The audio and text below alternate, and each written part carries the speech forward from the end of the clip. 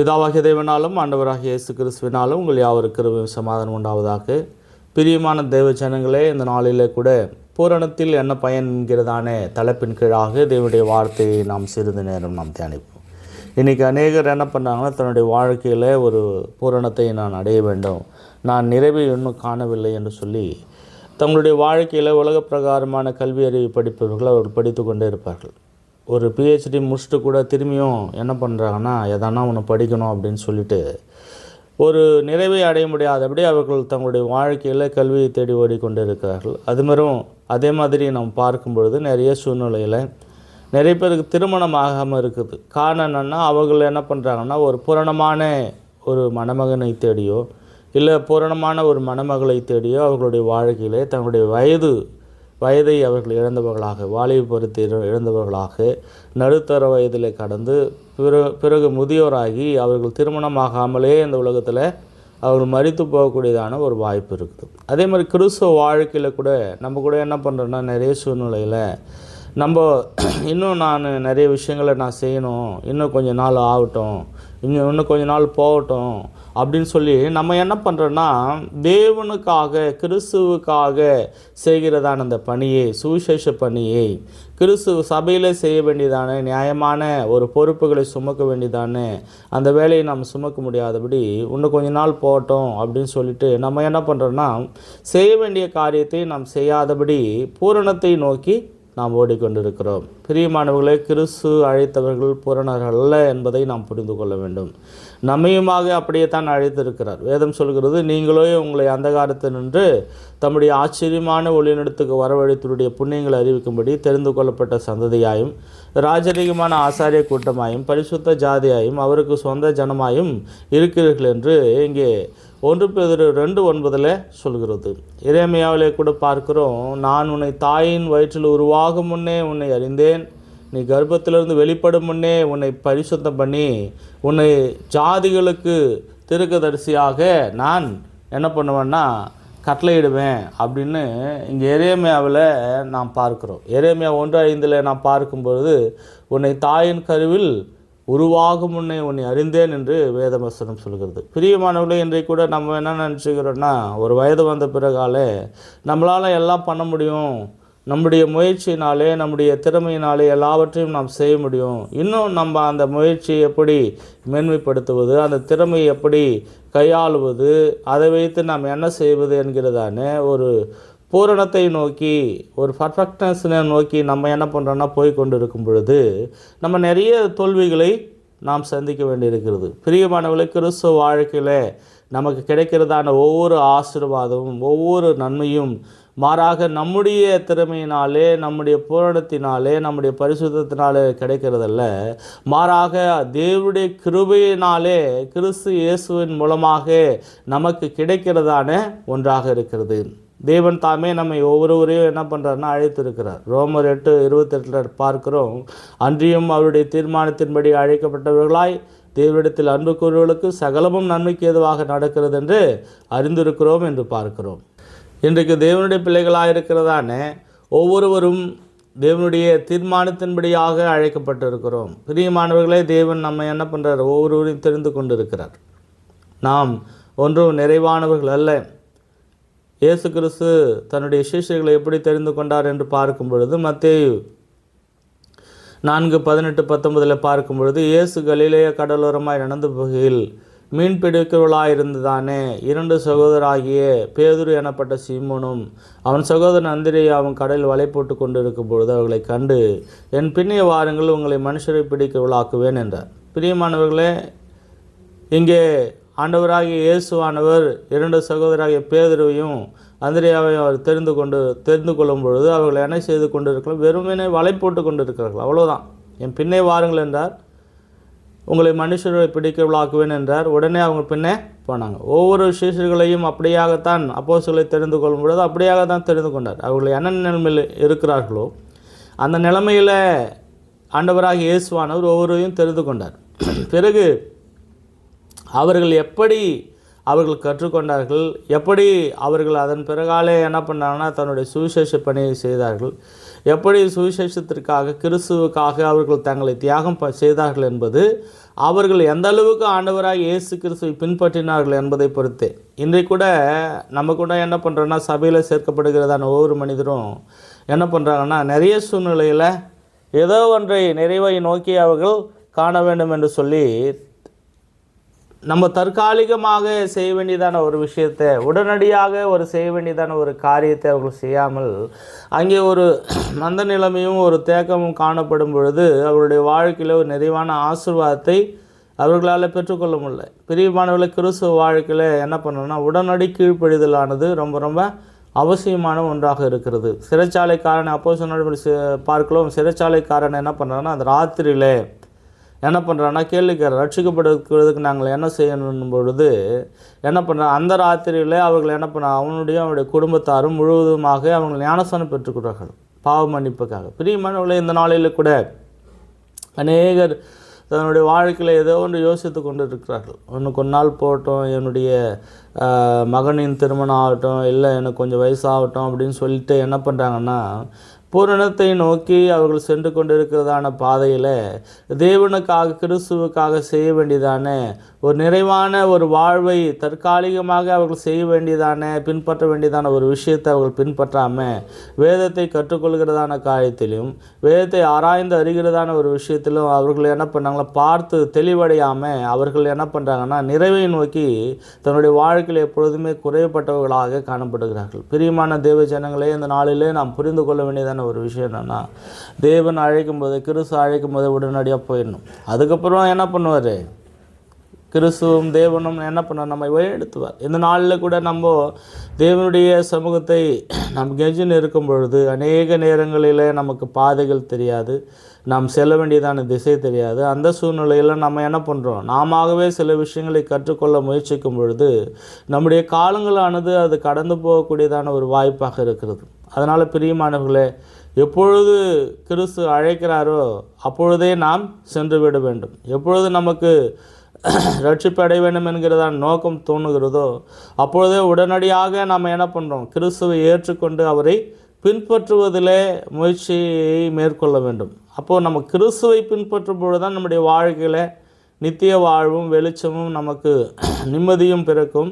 ஆனால் அநேகர் என்ன பண்ணுறாங்கன்னா, அதை அவர்கள் புறக்கணிக்கிறவர்களாக இருக்கிறார்கள். பிரியமானவர்களை, அநேக நேரங்களிலே நிறைய திறமையான ஊழியக்காரர்கள், நிறைய திறமையான ஒரு வாலிபர்கள் தேவனுடைய அழைப்பை அவர்கள் இழந்து விடுகிறார்கள் இருக்கிறார்கள். காரணம் என்னென்னா, அவர்களுக்கு இருக்கிறதானே இன்னும் நான் ஏதாவது செய்யணும், இன்னும் நான் ஏதாவது கற்றுக்கொள்ளணும், இன்னும் நான் நிறைவை அடையவில்லை என்கிறதான ஒரு தாழ்வு மனப்பான்மையானது அவருடைய வாழ்க்கையிலே அவர்கள் செய்ய வேண்டியதான அந்த செயலை, நியாயமான ஒரு செயலை, நியாயமான ஒரு முயற்சியை அவர்கள் மேற்கொள்ளாமல் போய்விடுகிறார்கள். அநேகர் என்ன பண்ணுவாங்க, நிறைய சகோதரர்கள் என்ன பண்ணுவாங்கன்னா, நிறைய இடங்களுக்கு போவாங்க, நிறைய வேத பாடங்களை கற்றுக்கொள்வார்கள், நிறைய பைபிள் காலேஜ் பண்ணுவாங்க, பிடிஹெச்சை 2-3 தடவை படிப்பாங்க, எம்டிஹெச்சை 2-3 தடவை படிப்பாங்க, இன்னும் நிறைய ஆவிக்குரிய வாழ்க்கையில் அவர்கள் கற்றுக்கொண்டே இருப்பார்கள். ஆனால் அவர்கள் முன்னாடி சுவிசேஷத்தை சொல்வதிலும் ஒரு சபையை நடத்துவதற்கான ஒரு முயற்சியிலும் அவர்கள்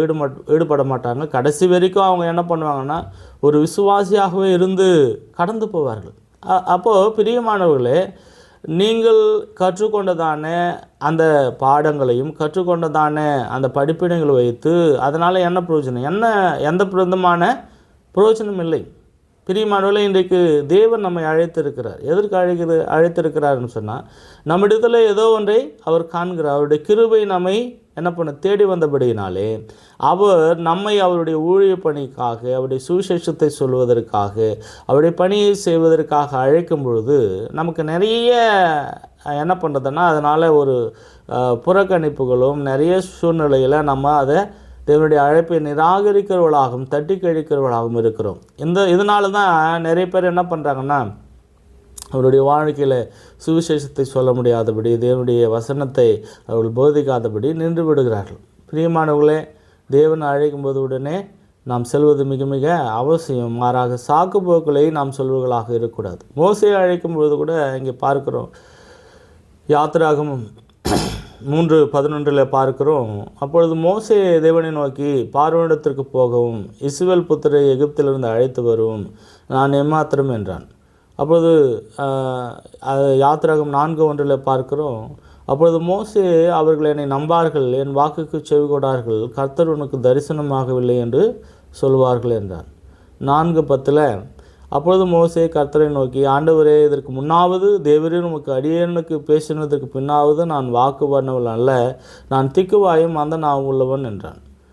அதே மாதிரி தொடர்ச்சியாக அந்த வசனங்களை நாம் பார்க்கும்பொழுது மோசே எப்படியாக தேவனுடைய அழைப்பை புறக்கணிக்கிறார், அதை ஒதுக்குகிறார் என்பதை குறித்து நாம் மிகவும் தெளிவாக நாம் பார்க்க முடிகிறது. அப்பொழுது மோசே கர்த்தரை நோக்கி, ஆண்டவரே, இதற்கு முன்னாவது தேவரீர் உமது அடியேனுக்கு பேசினதுக்கு பின்னாவது நான் வாக்கு வல்லவன் அல்ல, நான் திக்குவாயும் அந்த நான் உள்ளவன். அப்பொழுது கர்த்தர் அவனை நோக்கி, மனுஷனுக்கு வாயு உண்டாக்கினவர் யார்? ஊமையையும் செவிடனையும் பார்வையுள்ளவனையும் குருடனையும் உண்டாக்கினவர் யார்? கர்த்தராகிய நான் அல்லவா? அதனால் நீ போ, நான் உன் வாயோடு இருந்து நீ பேச வேண்டியது உனக்கு போதிப்பேன் என்றார். அதற்கு அவன், ஆண்டவரே, அனுப்ப சித்தமாக இருக்கிற யாரையாகிலும் அனுப்பும் என்றான். அப்பொழுது கர்த்தர் மோசேயின் மேல் கோபம் கொண்டவராகி, லேவியனாகிய ஆரோன் உன் சகோதரன் அல்லவா? அவன் நன்றாய் பேசுகிறவன் என்று அறிவேன். அவன் உன்னை சந்திக்க புறப்பட்டு வருகிறான். உன்னை காணும்போது அவன் இதயம் மகிழும். நீ அவனோடு பேசி அவன் வாயில் வார்த்தைகளை போடு. நான் உன் வாயிலும் இருந்து நீ செய்ய வேண்டியதை உங்களுக்கு உணர்த்துவேன். அவன் உனக்கு பதிலாக ஜனங்களோடு பேசுவான். இவ்விதமாக அவன் உனக்கு வாயாக இருப்பான், நீ அவனுக்கு தேவனாக இருப்பாய் என்றார். பிரியமானவர்களே, இந்த இடத்துல தேவனுடைய வேலையை முடிக்கும்படியாக மோசேயினுடைய அந்த வாதங்களுக்கு ஆரோன் ஒரு ஆப்ஷனாக தான் தேவன் என்ன பண்ணுறாரு, கொடுத்துருக்கார் என்று நாம் புரிந்து கொள்ளலாம். பிரியமானவர்களே, அநேக நேரங்களில் நம்ம கூட என்ன பண்ணுறோன்னா ரெஃப்யூசல் பண்ணுறோம். தேவனுடைய அந்த அழைப்பையும் தேவனுடைய அந்த வார்த்தையும் நாம் புறக்கணிக்கவளாக இருக்கும் பொழுது, சரியான அந்த வயதில் சரியான நேரத்தில் தேவனுடைய பணியை செய்ய முடியாதபடி நாம் தேவனுடைய வேலையை நாம் தட்டி கழிக்கிறவளாக இருக்கிறோம். பிரியமானவர்கள், அநேக பேர் என்ன பண்ணுறாங்கன்னா, இப்படியாகத்தான் என்ன பண்ணுறாங்கன்னா, தன்னுடைய வாழ்க்கையில் செய்ய வேண்டிய விஷயத்தை செய்ய முடியாதபடி அவர்கள் ஏதோ ஒன்றை என்ன பண்ண பூரணராகும்படியாக, இல்லைன்னா தங்களுடைய ஏதோ ஒரு தாழ்வு மனப்பான்மையினாலே, ஏதோ ஒரு அவருடைய மனதின் எண்ணங்களினாலே தேவனுடைய வார்த்தையை அவர்கள் புறக்கணிக்கிறவர்களாக, தேவனுடைய அழைப்பை புறக்கணிக்கிறவர்களாக இருக்கிறார்கள். இதனால் எந்த விதமான பிரயோஜனம் இல்லை. பிரியமானவர்களே, இன்றைய ரட்சணை நாள் என்று பார்க்கிறோம். அப்போ இன்றைக்கு தான் எல்லாவற்றையும் நாம் செய்ய வேண்டும். பவுலை கூட நாம் பார்க்கும்பொழுது அவர் ஊழியத்தை துவங்குவதற்கு முன்பாக அவர் எப்படியாக அவருடைய முயற்சி இருக்கிறது என்பதை நாம் சற்றே யோசிக்க வேண்டும். பவுல் என்ன பண்ணுறாருன்னா, அவர் பூரணராவதற்கு முயற்சி செய்யவில்லை. ஆனாலும் அவர் கமாலியலின் பாதத்திற்கு உட்கார்ந்து படித்ததானே ஒரு வேத பண்டிதர். அப்படின்னு இருக்கும் பொழுது அவர் என்ன பண்ணுறாருன்னா, நிறைய குற்றங்களை அவர் செய்திருக்கிறார். ஆனாலும் கிறிஸ்துவின் அழைப்புக்கு அவர் என்ன பண்ண பங்குள்ளவளாக இருந்து அவர் உடனே தேவனுடைய ஊழியத்தை அவர் செய்கிறதானே ஒரு அப்போஸ்தலனாக இருக்கிறார். அப்போஸ்தலர் 8:1 பார்க்கும் பொழுது, அங்கே ஒரு ஸ்தேவானின் கொலைக்கு அவனை கொலை செய்வதற்கு சவுலும் சம்மதித்திருந்தான். அக்காலத்தில் எருசலேமில் உள்ள சபைக்கு மிகுந்த துன்பம் உண்டாயிற்று. அப்போஸ்தலர் தவிர மற்ற யாவரும் யூதேயா சமரியா தேசங்களில் சிதறப்பட்டு போனார்கள் என்று பார்க்கிறோம். ஒரு ஸ்தேவானின் கொலைக்கு இங்கே பவுலும் சம்மதம் பண்ணியிருந்தார். அதே மாதிரி அப்போஸ்தலர் 8:3 பார்க்கிறோம், சவுல் வீடுதோள் நுழைந்து புருஷரையும் ஸ்திரீகளையும் எடுத்து கொண்டு போய் காவலில் போடுவித்து சபையை பாழாக்கி கொண்டிருந்தான் என்று பார்க்கிறோம். பிரியமானவர்களே, இங்கே ஆண்டவராக இயேசு கிறிஸ்துவின் அழைப்பு இங்கே பவுலுக்கு வரும்பொழுது அங்கே பார்க்கிறோம். அப்போஸ்தலர் 9:4-5 பார்க்கிறோம், அவன் தரையில் விழுந்தான். அப்பொழுது சவுலே சவுலே, நீ என்னை ஏன் துன்பப்படுத்துகிறாய் என்று தன்னுடனே சொல்கிற ஒரு சத்தத்தை கேட்டான். அதற்கு அவன், ஆண்டவரே, நீர் யார் என்றான். அதற்கு கர்த்தர், நீ துன்பப்படுத்துகிற இயேசு நானே, முள்ளில் உதைக்கிறது உனக்கு கடினமாம் என்றான். பிரியமானவர்களே, இந்த இடத்துல பார்க்கிறோம், சவுல் என்ன பண்ணுற ஒரு நிறைவான ஒரு மனுஷன் அல்ல, மாறாக ஒரு இரத்த பழிக்கு ஒரு சேவானின் கொலைக்கும் பவுல் சம்மதித்திருக்கிறார். அது இல்லாமல் சவுல் வீடுகள் தோறும் நுழைந்து புருஷனை சிறுகளை எடுத்து கொண்டு போய் காவலில் போடு வைத்து சபையை பழாக்கினதானே ஒரு மனுஷனாக இருக்கிறார். ஆனாலும் இங்கே கிறிஸ்துவின் அழைப்பு சவுலுக்கு வரும்பொழுது என்ன பண்ண, சவுலே சவுலே, நீ ஏன் துன்பப்படுத்துகிறாய் என்கிறதான வார்த்தை அங்கே வெளிப்படுகிறதாக இருக்கிறது. அதுக்கப்புறம் பவுல் என்ன பண்ணுறார் அப்படின்னு பார்க்கும் பொழுது, பவுல் அப்போஸ்தலர் 9:17, 18, 19, 20 பார்க்கும் பொழுது அப்பொழுது அனனியா போய் வீட்டுக்குள் பிரவேசித்து அவன் மேல் கையை வைத்து, சகோதரனாகிய சவுலே, நீ வந்த வழியில் உனக்கு தரிசனமான இயேசுவாகிய கர்த்தர் பார்வையிடும்படிக்கு பரிசுத்த ஆவியில் நிரப்பும்படிக்கு என்னை அனுப்பினார் என்றான். உடனே அவன் கண்களிலிருந்து மீன் செதில்கள் போன்றவை விழுந்தன. அவன் பார்வையடைந்து எழுந்திருந்து ஞானஸ்நானம் பெற்றான். பின்பு அவன் போஜனம் பண்ணி பலப்பட்டான். சவுல் தமஸ்குள்ள சீஷருடைய சிறுநாளிலிருந்து தாமதமின்றி கிறிஸ்து தேவனுடைய குமாரன் என்று ஆலயங்களை பிரசங்கித்தான் என்று பார்க்கிறோம். பிரியமானவர்கள், அவ்வளவுதான் தேவனுடைய அழைப்பு நமக்கு வரும்பொழுது உடனே என்ன பண்ணோம்? எல்லாவற்றையும் செய்யணும். உடனே ஞானஸ்நானம் எடுத்துக்கிறாரு. உடனே என்ன பண்ணுறாரு? அவர் போஜனம் பண்ணி பலப்படுறாரு. சில நாள் சீஷருடைய தங்கியிருக்கிறாரு. தாமதமின்றி கிறிஸ்து தேவனுடைய குமாரன் என்று ஆலயங்களில் பிரசங்கித்தான் என்று பார்க்கிறோம். பிரியமானவர்களே, அவ்வளோதான். அப்போது ஒரு ஊழியத்தை செய்யும் பொழுது ஒரு சபை விசுவாசிகளாக இருக்கிறதானே ஒரு வாலிபர் என்ன பண்ணோம்? ஒரு வாலிபரோ ஒரு நடுத்தர வயதில் இருக்கிறவரோ ஒரு புருஷனோ என்ன பண்ணோன்னா, தேவனுடைய ஊழியத்தை செய்வதற்காக அவர் தாமதம் பண்ணுகிறவராக இருக்கக்கூடாது. ரொம்ப நாளே நான் கற்றுக்கொள்ள வேண்டும், நிறைய வேத பாதத்தை கற்றுக்கொள்ள வேண்டும், 30 வருடங்களாக 20 வருடங்களாக அவர்கள் கற்றுக்கொண்டே இருப்பார்கள். இல்லை, அவர்கள் வாழ்க்கை முழுவதுமே கற்றுக்கொண்டு இருப்பார்கள். என்னென்னு சொன்னால், நிறைவாகலை, இன்னும் கொஞ்சம் நான் நிறைவாகணும், இன்னும் கொஞ்சம் நான் தேவனுடைய வார்த்தையை போதிப்பதற்காக நான் என்ன பழகப்படணும்னு சொல்லி ஊழியத்தை செய்யாமல், உடன் ஊழியர்களாக இல்லாமல் அவர்கள் விசுவாசிகளாகவே இருந்து கடந்து விடுவார்கள். அதே மாதிரி தான் நம்முடைய வாழ்க்கையில் நிறைய சூழ்நிலையில் நான் அதை செய்யணும் எதை செய்யணும்னு சொல்லிட்டு பூரணத்தை நோக்கி என்ன பண்ணுறேன், தன்னுடைய வாழ்க்கையில் படித்து கொண்டே வேலைகளுக்கு செல்லாமல் இருக்கிறத நிறைய பேர் இருக்கிறாங்க. அதே மாதிரி நிறைய சூழ்நிலையில் ஒரு சரியான நேரத்தில் எடுக்க வேண்டியதான முயற்சி எடுக்காமல் என்ன பண்ணுறாங்கன்னா, இன்னும் கொஞ்சம் நான் தெளிவடை வேணும், இன்னும் கொஞ்சம் என்னை மேன்மைப்படுத்தி கொள்ள வேண்டும் என்று சொல்லி என்ன பண்ணுறாங்கன்னா, அவங்க செய்ய வேண்டியதான ஒரு விஷயத்தை செய்ய முடியாதபடி தோல்வி அடைந்ததான ஒரு மனிதர்களாக காணப்படுவார்கள். பிரியமானவர்களே, நோ யூஸ் இன் பர்ஃபெக்ஷன்.